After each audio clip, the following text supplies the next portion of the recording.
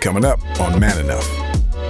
Can therapy be weaponized? I used to think if I date a guy who is in therapy, then that's better, right? Than a guy who's never done therapy. It is. Right?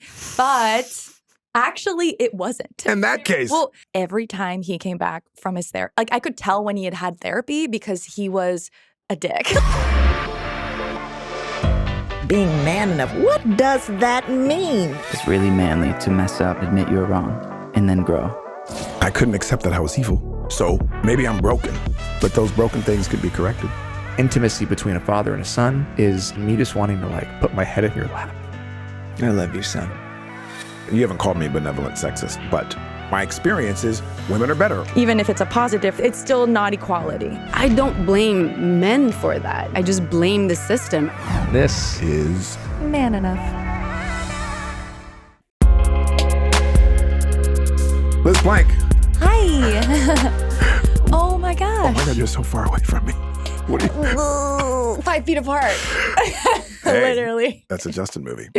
Speaking of Justin, Yes. he's not here. He's not here. That's why we have this gaping hole between us. Oftentimes we miss Justin because we're all busy, and sometimes he's doing things like making movies or acting and things of that nature. But he's specifically not here because we're in a funny time right now, a very important time. We're still in a WGA strike, which is the Writers Guild, for those who may not know. And now we are in a SAG strike, which is the Actors Guild. And Justin, of course, is an actor. And he is standing, of course, with his companions and comrades and all his peers who are fighting for fair pay. Fair pay, yeah. There's a whole thing. We won't get into what the whole strike is about, but it has to do with being valued and being seen and actually reaping the benefits that the studios get to reap. Yeah. And Justin, of course, is supportive of it. Yeah. So, but he's here in spirit. Yes. And so we'll channel some of his thoughts, maybe share some of those. And on behalf of Justin, welcome to Man Enough. We're doing a throwback episode, aren't we? We are, because we have so many great episodes, so many great moments, so many great guests. So many. I mean, we're talking about mental health, which is a That's really topic that we obviously delve into a lot in this podcast. But I think there's a lot of conversation right now around therapy speak. Are we doing too much therapy? Can certain people weaponize therapy against other people, right? We were kind of in this movement of go to therapy, go to therapy, go to therapy, go to therapy. And I think that now there's some questions around, okay, well, going to therapy is great, but is it always great, or is it enough? The way that you do therapy is also important, and particularly the way that men do therapy, right? Because it's very different from the way that maybe women can do therapy. So we're going on a deep dive. You know, there is a lot of people, as you just mentioned, that are saying that therapy sometimes can be too much. Yeah. That's for the birds for me. Oh, really? What the hell does that even mean? That's like saying there are movements, and you take one person that does something wrong, and then now it reflects the majority of people who are actually benefiting from a movement. Sure. You have therapy, which is benefiting humanity. You have 1 or 2, you have 10 people, you have 5%, whatever it is, that abuse it. But that should not speak to the other 95%. But don't you think Instagram values, like now if I open up my Instagram, it's everyone's a mental health, sort of expert or pundit.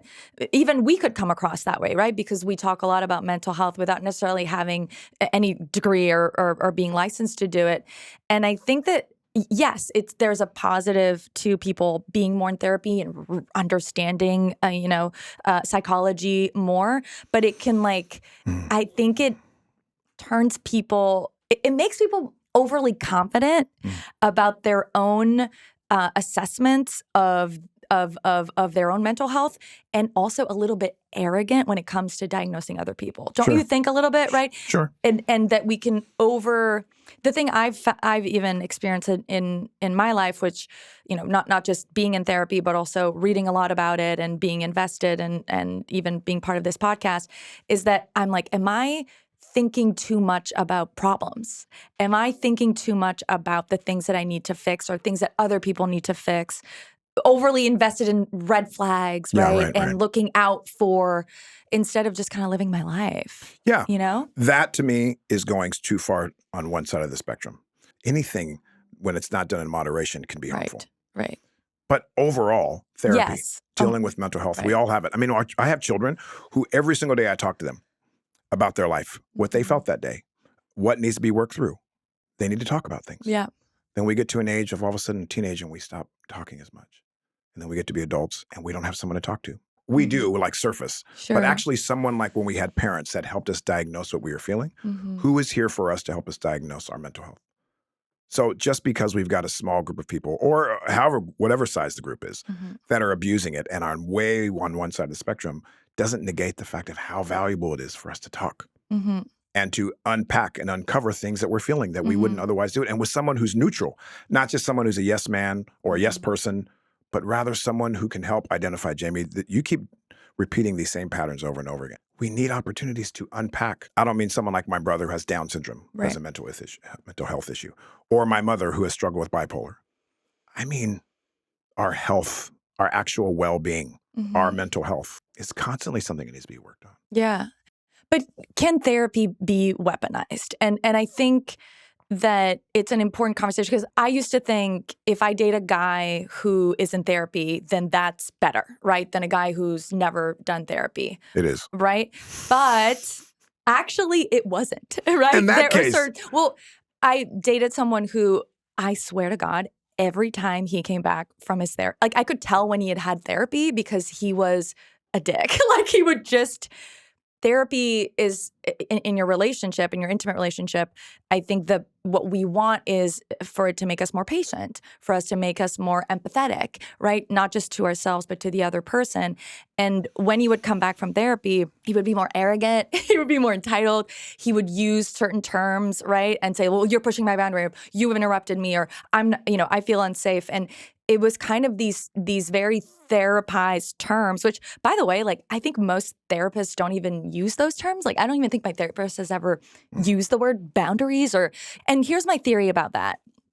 So I'm not saying men who do this are sociopaths, but sociopaths, the best definition I've ever saw of what is a sociopath is someone who has very high cognitive emotional intelligence, but has very low felt emotional feelings, basically. So it's someone who doesn't really feel emotions, but understands emotions. Sure. And the reason why, right, like it's not just someone who I don't feel anything and I'm just kind of callous or I'm just kind of selfish. This is a different kind of person that we're dealing with. And I wonder, in a society where men are told not to feel emotions, right? As boys, you're told to repress it. You don't even, a lot of men don't know what they're feeling and they're taught to completely separate from those feelings. If they're taught the intellectual language around emotions, right? They go to therapy and they're taught about all these concepts. Does it create a kind of, not sociopathic, but a dangerous kind of behavior for some men who enter therapy with the intellectual understanding of emotions, but not the felt understanding of emotions? I think that's what we're seeing play out in certain relationships where these men will be able to speak about emotions at a really high level and use terms like boundaries and use terms like, feeling emotionally safe or gaslighting, right? But they're actually weaponizing those terms because they're not actually feeling those emotions. Yeah. Does that make sense? It does make sense. And I hear you. I still just think we are taking the few with a loud microphone versus the majority. I would talk. But a lot of women will say they've been in relationships with guys like this. I mean, sure. But if you told me you have 10 men, and do I think that the 10 men benefit from having therapy versus not? 100%. Even if you take, because what you're describing right now about sociopaths, of course, a sociopath is a sociopath, whether they have therapy or not. Well, and I'm not saying these guys are sociopaths, by the way. I just think that the true definition of a sociopath was interesting to me because I would have just thought it's someone who literally has no empathy, someone who doesn't care, but it's actually not that. And so I'm wondering if we're kind of producing a generation, right, of men who are very intellectually able to understand emotion, but don't feel them. And it's not their fault that they don't feel them. They grew up in a patriarchal system that told them that they don't have feelings and that there's something wrong if you have feelings.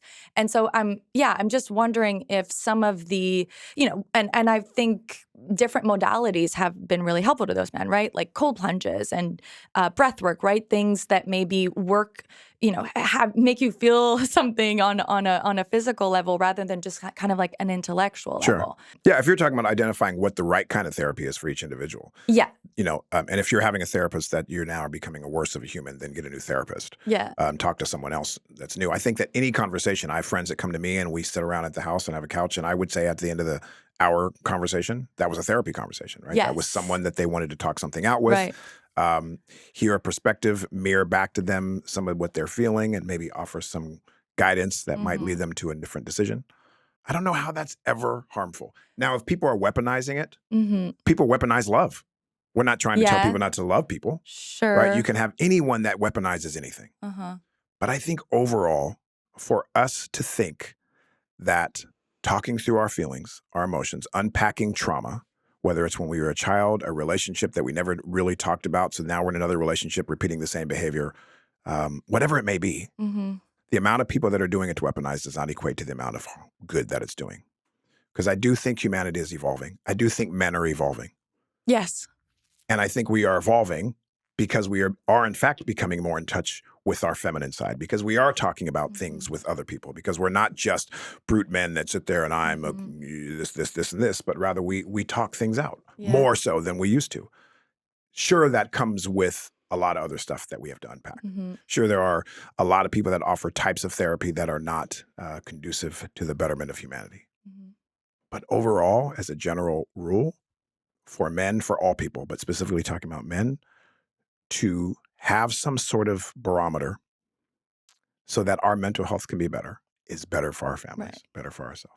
And equipping, I think, people with the knowledge that just because someone goes to therapy, it doesn't mean that they, that they're not going to be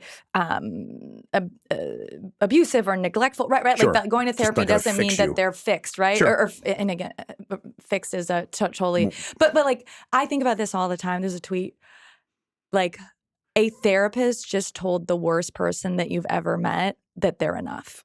like a therapist just told the most abusive person in your life that they're enough. Right? That person being in therapy doesn't mean that you stay in that relationship because that relationship will be solved. And couples therapy can actually be kind of dangerous to go into if you are in one of those relationships, right? We're talking about abusive relationships, right? Whether it's, if I say the word abusive relationship, you probably think of domestic abuse and like physical violence. But before there's physical violence, there's emotional violence. And that's what lays the groundwork for people to accept something as awful as physical violence and coercive control. And so coercive control can look a lot like, you're not allowed to do this or else I leave. You're not allowed to talk to other men. And I've been in relationships like that, and you say, oh, he really loves me. Oh, he must really care about me. Or there's something wrong with me because the way that he's explaining it makes so much sense. Like that's a boundary for him. But is it a boundary for him or is it control for him? Sure. I mean, that is indeed a fair point. And we can be terrible lower nature people that abuse things. And I've done it. I mean, do you feel like you've ever? I feel like I've probably weaponized things. Yeah, like I mean, I think we all weaponize stuff, Liz, right? And as I come up the ranks in the job, then you have new information and use that against someone else because you're more learned and you more have this. And you weaponize that. Possibly, hopefully, you don't. You stay humble and all of that. But we can all do that. You can do that as a parent. You can I've been married 3 times. Do I weaponize the fact that I've been married before and I use that as some leverage as if I know more about marriage than my wife who's married for the first time? I hope I don't, but I'm sure I have. Sure. I think we all can do that. Yes, we all do. I know I've done it. I think I became really arrogant at knowing what people's things are. Right? I'd go on a date or I'd be, even with friends, I'd be like, oh, she's, codependent and has heavy, like I would just almost. That's called judgmental. Yes. Not that's staying in your lane. And you think that you're being compassionate, or again, you just think that you know better. But it's you're being judgmental. Well, in this particular episode, we are highlighting those individuals who I believe have benefited from the act of some sort of therapy. And benefit others. Yes. Right? So I would leave us with, when it comes to feeling safe with having emotion and sharing it with another and saying that there's stuff about me that can be refined. I can be a better husband. I can be a better friend. I can just be a better human. I have to do it by myself. I don't need to ask for directions. I can get there on my own. And when you see men and young boys who are able to talk to another with an open heart and open mind and reflect for the purpose of just trying to be better in your world, I think that's always good. Yeah. Even against Yeah. the few people who weaponize it. Yes. And when I say few, I know it's a lot. And I'm sure that every woman has experienced something with a man that's done that. But I still think the majority of men that are in your life that have some self-awareness are better for it. Yeah. And oftentimes we don't have self-awareness unless we have a mirror. And exactly to your point, it's also women's role to leave those relationships when they are unhappy, when it doesn't feel good, or when these patterns occur, right? I think that, again, being overly analytical about our mental health and the mental health of the people around us, women do that a lot. Here's your problem. Fix it. Right. I'll control it. I'll come up with all these different, things for you to do and expectations that you won't, meet, or maybe that you don't want to meet. And I think that's a really important part of this too, right? Like women not just, again, being armchair, psychologists and saying this is what's wrong with men, now go fix it, but saying, well, this relationship isn't working for me. And it's your job to leave that relationship too. Yeah. Agreed. So should we jump in? Let's go. A Man Enough remix. Man Enough remix. We're going to take a quick break. We're going to come back. You're going to see some clips, and we'll see you soon.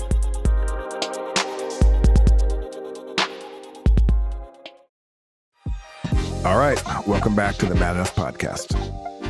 This was one of my all-time favorite episodes with John Kim and Vanessa BENNET about relationships. And Andy was guest hosting. So fun. I know, it was wonderful. Really fun and really incisive. And what they shared really stuck with me because I felt like it was a really well-balanced episode, right? Because typically we have a woman or a man or a gender non-binary person, but here we had a man and a woman, who are both mental health professionals, offering very different perspectives, and it was super compassionate and respectful and loving. Yeah, we went deep and Well, let's show a clip. We have John Kim and Vanessa BENNET. And I'm Andy Grammer / Justin Baldoni. You are filling in. You guys do a lot of couples therapy? Yeah. Yes. From the male perspective, what are the trends that guys are working on? Great question. I think men sometimes go to therapy not for them, but because they have to or something's at stake. That's right. That never works, right? Doesn't. Or they're doing it as a favor to their partner. And then when they're in the room, they will try to manipulate the therapist to get him or her on his side. You find that's more than the women? Yeah, because I think... I would agree. Okay. Yeah, it's a generalization, but I do agree because we still don't have buy-in from men embracing being proud of, I don't know if the word's proud, but like, hey, therapy is something, like in the locker room. Championing it in the locker room, after, doing some cleaning drinks. Right. No, you don't see guys chest bumping each it's other. It's starting to, like, generationally, like the younger generation, but definitely to your point, it's not like mainstream yet. We're not there yet. So in couples, usually they're there because they have to be or something. Yeah. Like she's giving him an ultimatum. I get that a lot. Tough people reaching out. It's interesting because I have one foot into because of therapists and my character arc, and I love sensitive men. I love men who are vulnerable. And then I have my other foot in motorcycles, CrossFit, in the locker room. So I know those dudes too, right? And it's a little oil and water, but whenever we talk about what men aren't doing, there's a protective side of me that wants to stick up for these men. Because Tell us. Because I feel like there's a lot of men right now who are trying. But maybe they're not going to therapy, but they are scared or they're dealing with things and they don't have the practice or the tracks to express themselves. Those muscles are weak. Maybe they were raised by an iron fist or whatever. And so it's easy to point fingers and say, well, you're not vulnerable. You don't go to therapy, whatever. But I think it could be a blanket statement. I just want to be careful because the world that we live in today, it's so like, this or that, right? It's so the cancel culture thing, I appreciate that. Yeah, so I We don't had know. a thought Yeah. on one of the earlier appreciate podcasts that has stayed with me, which is that I just think I have immense faith in men. So do I. Yeah. Like immense. Yeah. So do I'm a I. man. too. I feel cool. I know what I'm capable of. And even if we're lacking in a certain area right now, in many areas, the current world, men are, I think, underperforming in many areas. But that doesn't mean that we can't get better at it and do it better. And this is a situation that we're in. You know, we had somebody on that was talking about how if you look at like college enrollment and you look at valedictorians, that men are like dragging in a lot of areas. And I just think that the way that men respond over a long period of time, I'm very excited for what the new man that responds to this difficulty becomes. Yeah. And I would second what you're saying, which is I know a lot of men that are really trying, and I love these men. Yeah. I think all men right now need a hand, not a finger. Yeah. You know, and so yeah. Agreed. I love that. And you're I'm a doing little- that Yeah. in terms of changing the way that you approach therapy, right? And men, in my book, I talk about how like it could be therapy packs, right? Like almost like a workout pack, because a lot of men don't want to go into therapy because they think I'm going to be there forever. Whereas if you're like, okay, here's a 10-pack on body image. And we're gonna, talk about body image. It's gonna cost you this amount of money, and it'll be over after 10. And again, side to side therapy. And anyway, you roll up with a motorcycle to some of these therapy sessions. I wonder if you can talk about how differently we can approach therapy for men. My whole story started with the divorce. I was 35, broke, divorced, had nothing, and in therapy school, it was first of all no minorities, no men, mostly middle-aged women, and me, and I felt very alone. And then when I became a therapist, I thought the dream was to kind of be like Dr. Drew, right? The wrinkle-free pants and the coffee and the nondescript office, the silver balls. And I don't know, he does a lot more than that. But I grew up listening to Loveline. That was always. And then when I started doing that, I was like, this doesn't feel right. Yeah. I don't want to be here. I want t-shirt, jeans. And so I called myself a coach because I started doing things that therapists weren't supposed to do. I started on Tumblr blogging. I called myself the therapist because I was angry, because I was miserable. And I said, hey, meet me at the park. Yeah. There was a lake in Silver Lake here in Los Angeles, and it's 50 minutes exactly. I said, meet me at the lake. And so I started making house calls. I started driving my house.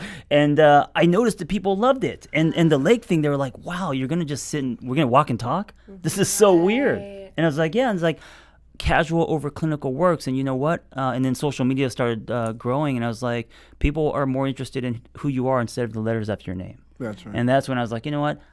When I'm doing the clinical stuff the way that you should do, what I was taught in therapy school, I felt like Clark Kent pushing a mail cart. And then when I started to do these other things like social media, meet me at the coffee shop, and I'll roll up, on my bike, I felt like I had a cape. And so I just started listening to that. And I was still broke. And I still listening to that. And then what evolved was, the stuff that I'm doing now. So it was, Wow. yeah, it was really good. So that's one of the ways you are actually reaching men, maybe in a different way than another, because of that. Yeah, because I don't think men will meet you in the therapy room, or I mean, always. not I agree. always. Yeah, Yeah, generalizing. but they'll meet you at the CrossFit box, or they'll do. If I said, Jamie, let's go for a walk around the 100%. lake and just shoot the shit, that may be more attractive than meet me in Suite 212. You know what I'm saying? Like you said, Make with sure the I validate box. your parking, and then And That makes so much sense. I've done Yeah. that myself because I've been very vocal about my life and screwing up and how I had to put myself back together in the work that I had done. I can't list how many people have reached out to me to say, oh, can we talk about some stuff I'm going through? Sure. You had said you went through it. And we end up just going to coffee, come to the house, go swimming, do whatever it is. And I'm no therapist, but we're having conversations, and they are getting some sort of therapy You're that no- they wouldn't have Right. had. Yeah. You're not Otherwise. a therapist, but that process is very therapeutic. Therapeutic. Exactly right. Yeah. And they wouldn't have come and actually seen somebody. I think it's important to have conversations in locker rooms, be the Trojan horse. And when you're riding with your motorcycle friends, hey, what's going on, as in like what's coming up for you, or things that How's are your kind of relationship? deeper. How's your relationship with yourself? Yeah. They'd be like, what the fuck you talking about? Yeah. Well, I just noticed, man, you seem kind of down today. Whatever. Like, if we can start having those conversations, then we'll start to put the chips on that, and then I think it's going to be over time. But I think it's going to take men, and you're right, make men accountable. That if you're there and if you've gone through some kind of hero's journey, then you need to lead by example. So if you've gone somewhere and come back and you have some revelations, don't keep that inside. Share it with your friends. Who do we got next, Liz? Kier Gaines. Whoa. Talking about how therapy can be this space that's not super accessible to men. It can be a very feminized space. A lot of therapists are women. There's the Kleenex box and a little couch. And he talked about how he sort of overcame that environmental obstacle and created more of a gender neutral, maybe even more masculine kind of therapy for men. His whole heart is in it. His whole heart. Well, let's share a little bit about Kier. All right, ladies and gentlemen, Kier Gaines. You decided to become a therapist. Yeah. Why? Honest truth, man. I've always enjoyed helping people. I used to work in apartment leasing. I lived in DC and I was a leasing manager. So I would lease crazy expensive apartments to people. Like, that was my job. And I got fired one day because I didn't care anymore and it was obvious. And that's it. That's my last job I ever had when I don't help somebody. And after that, I became a personal trainer and I started working in education and I started working in the community, helping people get jobs. And I loved the way that felt. It felt like I was a part of something that was bigger than me. And I've always been really good at connecting with people. And this wasn't my idea. I worked in a school and a whole team of psychologists, all of them Black women. And they used to take these kids who had all of these barriers to education and give them this clinical support. And I saw the change in those kids. It's like, what do y'all do? And I sat with them and I learned from them. And when you're a therapist and you love the craft, dude, it's this vibe that you have. It's this vibe. And I caught the bug and I found a program that gave me 100% free ride. Wow. Yeah, I didn't pay for my master's at all. Had you ever been to therapy before you became a therapist? Never. Nah. Never been to therapy. One of the therapists, I asked her, I was like, hey, do you go to therapy? And she was like, well, does a barber have a barber? And I was like, huh? Well said. I never did therapy before, so just seeing how it helped people, it already being in my wheelhouse, it seemed like something I could do for the rest of my life. And even if I didn't make that much money, I'd be happy. Those things pushed me to the field, and I didn't see anybody who looked like me doing it. Beautiful. So how important is, in your opinion, mental health, going to therapy for men? Critical. My therapist is more like a co-pilot. And my therapist is actually a Black man. And I run a lot of things by him that don't make sense to me. And he doesn't change my idea. Me as a therapist, he does the same thing that I do. I don't tell people what to do. I don't even really give you advice. I just help you reframe. Yeah, I help you reframe. What your thoughts are, I hope you look at them in a way that's more conducive to the way that you move about life. And once the threat of therapy went away, and it's not like I can't just do this by myself. It's not that. Like, if I ran into $1 million tomorrow, I'll get an accountant. If I ran into some legal trouble tomorrow, I'd probably get a lawyer. You know, if I got gravely ill, I'd likely get a specialist in whatever is ailing me in the moment. A therapist is the same way. I can't figure everything out. I can't be omnipresent. I can't always see everything. And my therapist helps me with that. Or sometimes I see ghosts all the time. I see things that don't exist. I walk into the room, man, these people don't respect me. Of course they do. Why do you think that? I don't know. I don't know why I think that. Then let's explore that. Where does that thought come from? And then he helps me connect the stuff that I didn't even think was related. So all those together made it more of a personalized experience to me and not just an occurrence, like going to the doctor, answer these questions, pass you something. That's it. It's more of a personalized experience, and it feels like I have an advisor. Why do you think we as men are so reluctant to see therapy as an advisor or a co-pilot? And how do we change? How do we push through the barrier? Like what? So maybe what I'm asking for is if there's a man listening, what do you want to tell the man who maybe hasn't gone to therapy yet of why it could be actually a beautiful thing for him? Why he's not broken? The fear, you're not broken. You're not broken. You're always whole, no matter what happens to you in life. You're always a whole person. You may have broken pieces on the inside, but you're always a whole person. And I try to remind men that. It comes down to fear. It's the fear of the unknown. Therapy is also a lot of work. And it's a lot of opening doors that your mind has purposely kept shut. I don't want to know what's in that closet. Might be a mess, might be pristine. I don't want to know. That door's closed for a reason. I don't want to open it. And it's the fear if when I open it, what's going to fall out of there? What am I going to have to change that I'm not comfortable with? And I feel like it's representation. The only therapist I've really seen was Fraser Crane. I wouldn't want Fraser Crane to be my therapist. He's a little too stiff for me, you know? Right. Where's the representation that shows you that therapy is dope? When I walk in the therapist's office and it smells like sandalwood and my therapist looks like Justin and he greets me like, hey, what's up, man? And it's this non-formalized process. I think all those things have traditionally scared men. Also, a lot of the language in this world isn't very masculine. I've never said disturb my peace. I don't use those words. I don't say acknowledging my presence or like those buzzwords that have become popular in the counseling space don't really apply to the men that I know. We don't talk like that. So it's also about where's the fit. I work on social media. All the little icons, they all look very feminine because that's a woman-dominated industry. It's hard for me to find a GIF that looks masculine. So when something has been one thing for a very long time and then it gets introduced to another group of people, sometimes the nomenclature doesn't fit. The language doesn't fit. It's not built for them yet. Karan Brar. Really one of our early guests. But one of our most really impactful interviews. He talks about losing his best friend really young and the process of grief as a man and how different that was. And showing a young brother talk about his pain. Growing up in an Indian American household, there is this there is no belief in mental health. Not that my parents imposed that on me, or they were like, hey Karan, good morning. Remember, mental illness isn't a real thing. They weren't like that. It was more so just subliminal messages that I'd picked up, and also like, you know, I could watch like an antidepressant ad that like came on and I would be like, oh, that's just extra sadness. Like that's what I just, you know, grew up around.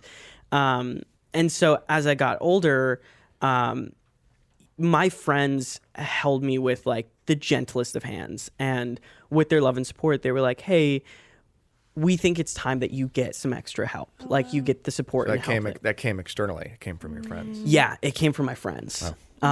Which is just such a challenging conversation to, like, I applaud them for how they handled those conversations, because your initial reaction is, oh fuck, I'm broken. Like there's something wrong with me. Like there's like my friends don't want to deal with me. Like now I have to pay a shrink to deal with me. Like that sucks. And how they handle that conversation, I was able to go, I know, I hear you, I'm just not there yet. And then at the age of 18, I started seeing a therapist a little bit.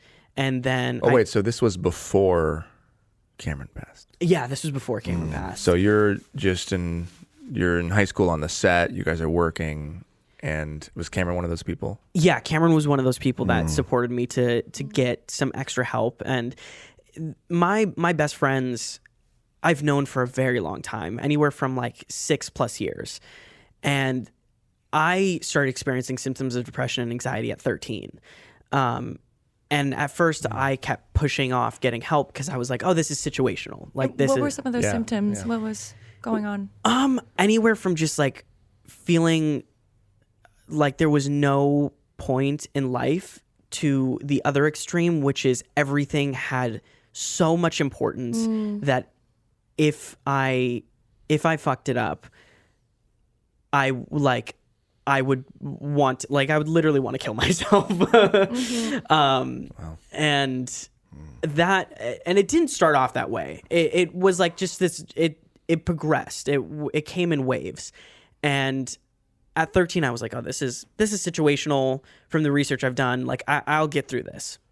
And then it kept persisting, and my friends were very, like, supportive. And then it reached a point where they were like, this has been going on for some time. Like, do we want to consider getting some extra help? And like I said, 18, I took that step. And at 19, I made the jump to move out with Cameron and Sophie, because I also needed that distance from my home life to really put some pieces together and figure out what I was feeling and what I was going through. And ever since then, I've been consistent with therapy, because I realize that's what I need. And my Cameron and Sophie were so supportive, because I decided at one point, I was like, I think I need medication. And that was a really scary thing, because as an actor, you selfishly go like, will I be able to act anymore? Yeah, I lose my edge. I don't want to numb. Yeah, you don't want to numb it. Yeah, I don't want to. Yeah, like you said, I don't want to numb myself. And I took that step, and medication was for me, and medication contributed to saving my life. And I'm very grateful for that. I think what a lot of people don't understand is about medication. Again, depend if you find the right one with the right, help, is that it actually helps you find yourself, not lose yourself. Like a lot of I had the same inclination of like, I'm just not gonna have my edge. I'm not gonna be as successful. I'm not gonna be as fun, as like weird. And I was like, oh no, like it helps you actually. Oh, you're just come as back weird. to yourself. Thank you. Yes, and just as fun. Thank you. I'm under medicated right now. But, thank you.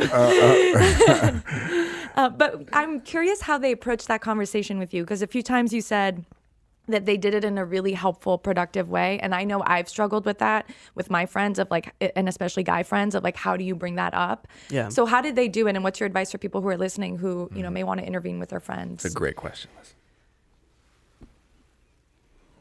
Making it as honest as possible while also being as compassionate as possible. And recognizing someone's hurt and someone's pain, and trying to explain like, I'm just trying to lead you to water. I'm not trying to abandon you. I'm just trying to help you get to water. And that's what helped a lot, is because I always had the security that I had this deep fear in a lot of my relationships, and that everyone would leave me. So I always kept one foot out the door. And I was like, my friends were always afraid that Karan's going to run off to New York. He's going to do that one day. Like I think they were always a little bit on edge about that. But they would always reassure me that like, we are not going anywhere. Like, we're not trying to abandon you. We're not trying to dump you onto someone else. And you are not a burden to us. You're just someone we love, and we just want to see you take better care of yourself. And from losing Cameron, the one thing I've made it a point for myself to a point I've made is I'm going to do the best job that I can taking care of myself, because Sophie, my friend Sarah, Zoe, and Nolan have spent so much time taking care of me. And I was like, I'm ready to take care of myself. And I've been focused on that ever since. So this next clip is Justin speaking. Yeah. This is a brother who dives deep into his mental health. Justin Baldoni.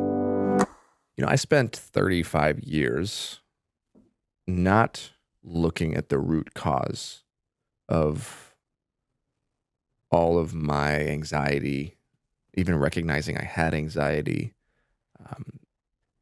not being willing to look at my trauma. And while I was going deep and doing a version of work on myself, it was surface.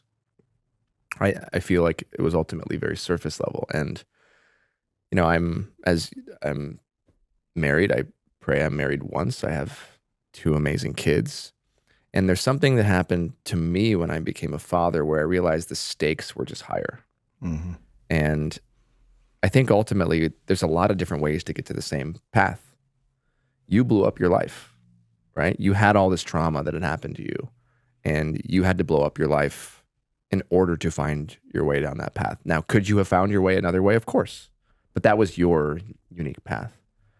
I recognized that there were parts of me that were unsettled, unhealed, addictions that I was recognizing that I didn't feel like I had any power over. I was losing myself in work, and I wasn't ultimately happy. I was doing all of these things, but I kind of woke up one day and I said, what is my life? What is this thing that I've built? It almost feels like I, at one point, woke up and I had built what would look like a dream life. Mm-hmm. I had constructed this thing from the outside in, and I felt like a prisoner. It was almost like I built my hamster wheel and then couldn't get off. And in order for me to find joy, in order for me to be grateful for what I have, in order for me to show up and be a good husband, and not just like a surface good husband that like does the dishes or the laundry, but like an attentive, compassionate, respectful, caring, like empathetic husband, somebody that can hold my wife, to be able to do that for my kids and to break the cycle of whatever my parents unknowingly passed down to me. I had to go deeper than I ever have before and go darker than I ever have before and go into, as I kind of say in my book, that like the dimly lit basement of my heart and my psyche to understand what was lying at the bottom of that ocean, what was lying at the bottom of that river.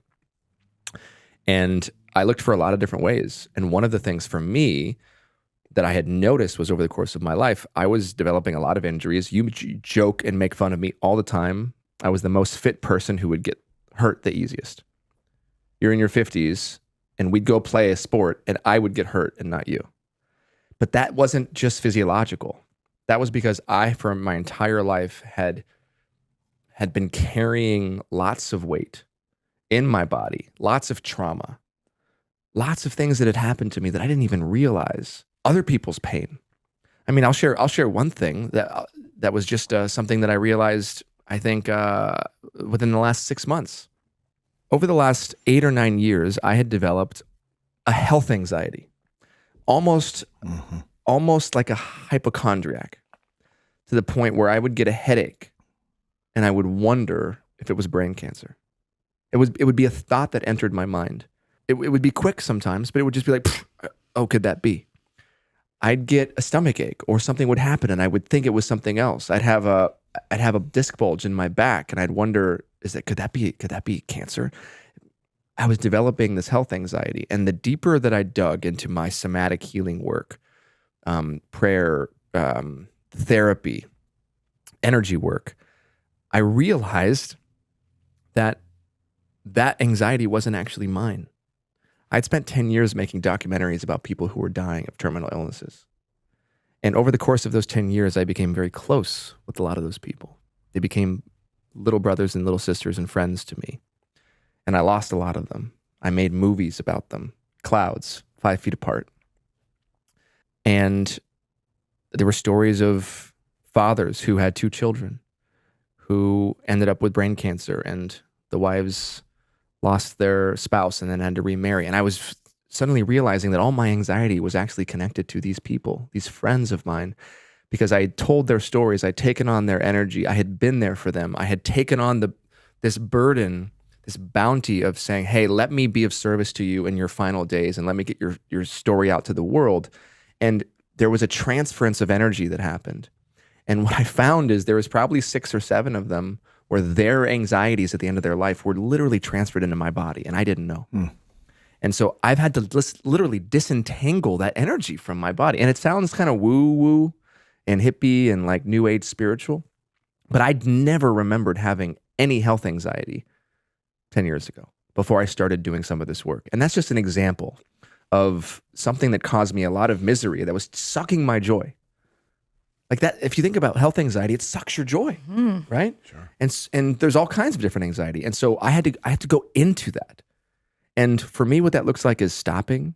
It looks like breathing. It looks like going into what that feeling is and then literally processing it and crying or sobbing or yelling. And sometimes it's not even mine. I realized that I was so empathetic growing up that I shut myself off from the world because it was too much. And which is why sometimes where I can't watch the news or I can't go on Twitter, and I don't understand why. It's because for me, it's too much for my body. And that energy lives in my body. And then when I just try to pretend like I'm okay, it doesn't work. There's an anxiety that has to get released. I'll pull a muscle because the body keeps the score. So at times, being my best friend, it might be hard because there are days where I don't want to get out of bed. There are days where I'm like, why am I doing this? There are days when it does feel like it's too much. And then the cloudiness goes away and I can see and I can feel.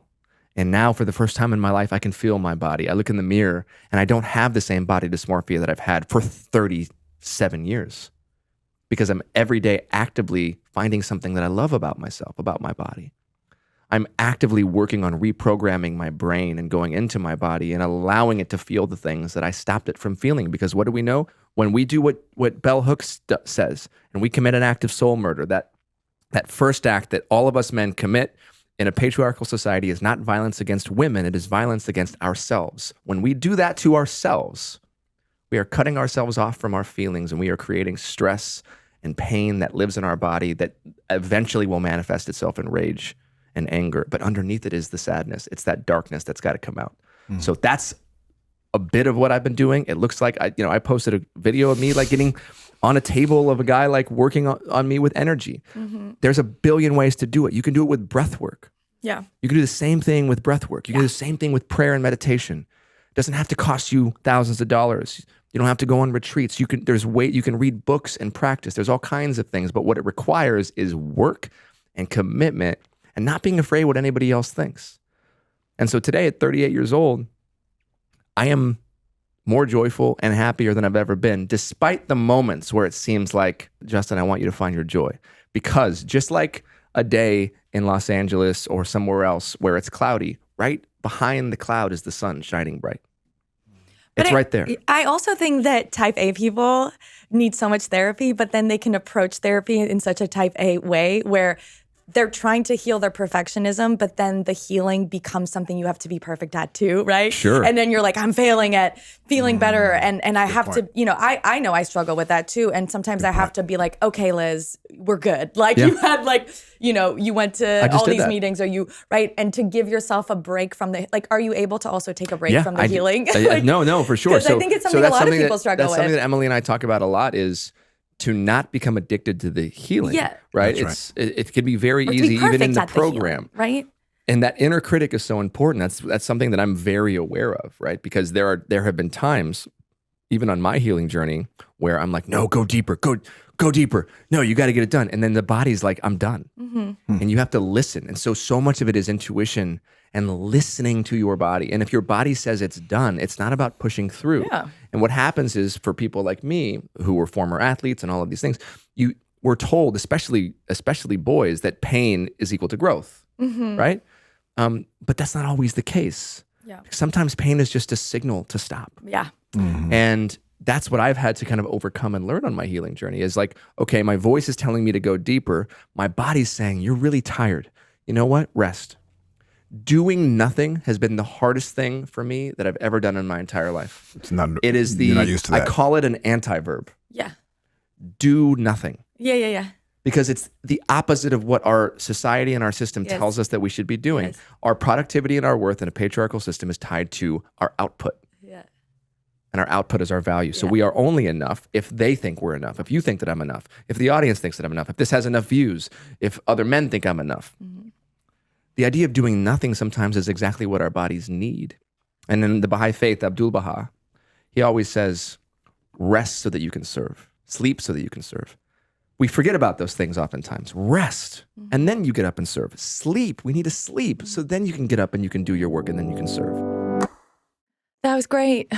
Oh, man. Walk down memory lane. We've done a lot of episodes. We have.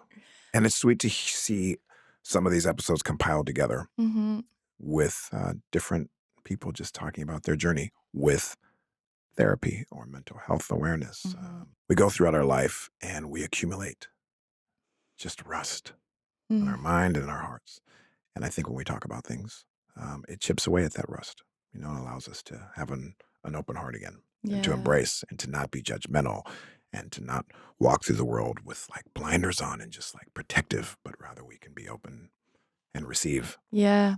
So I think these episodes we've shown here kind of demonstrate that. Mm-hmm. So it's sweet. I love it. Yeah.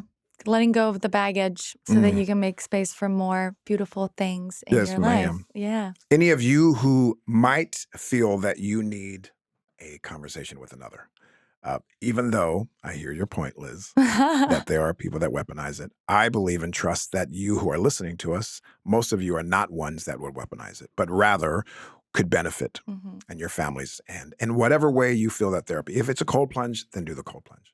But don't just think that you can get through this crazy stuff by yourself. When we keep it bottled up, it comes out. Eventually, it finds its way out. Oh, yeah. And most of the in time, worse it finds ways. its way in worse ways than it would have been had we just found little opportunities to release it, Yeah. like poke little holes in yourself. So it's like you release some air. Yeah. Otherwise, it holds it and then you blow up, and then blow up is always not good. And I think the whole weaponizing therapy is more of that. It's more of keeping things in, right? And it comes off very, weapony or weaponizing therapy. But yeah, we've all done it. We've all, even if you're, recognizing some of your behaviors or recognizing yourself in some of these conversations, like that's okay too. Yeah. Right. And that's growth as well. And it doesn't mean that you did it on purpose. It doesn't mean that you're bad. But that there's not a letting go when you're using it and intellectualizing some of your learnings. I take I want to say I take issue because I don't want to be too judgmental, as we're saying, not be judgmental. But there are so many good things that we find fault in all the time. We are a people that even when there's a good thing, we have to find the loopholes. Yes. We have to find what's wrong with it versus when someone has 10 qualities, look at the 9 and forget the 1 bad. I think when we are able to see things that offer us light and not see the little darkness that could be behind it, I think it's really good that we can see things for what they are. And mental health is real. Yeah. And if you do that for yourself, you're going to do it for other people's, right? Agreed. For other people. If you're mostly focused on your own darkness or your own flaws, that's what you're going to end up, doing with other people. Yeah. And so it does also start with you and being more compassionate and kind. And that it's okay not to be perfect and the other person won't be. Sure. I promise. As long as we're striving to just keep striving. Yeah. All right. With that, we're going to see you next time. Yes. Until then. You can find us. Where can they find us, Liz? www.manenough.com/podcasts. On Spotify, on iTunes, right? That's a thing. Yeah. Yes. Everywhere you get your podcasts. It's cool free. Places. And watch it on there. YouTube. You can see how wonderful Liz looks all the time and your facial expressions and your hand gestures. And we became a sound on TikTok. Who did? You and I. Really? Yes. I've made it now.